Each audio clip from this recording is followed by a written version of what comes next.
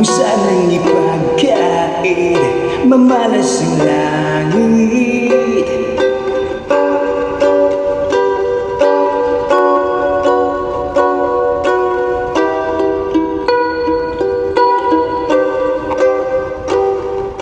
Wari, di ko malimot mga galaw at kilos mo sa aking pagtulog at sa panaginip.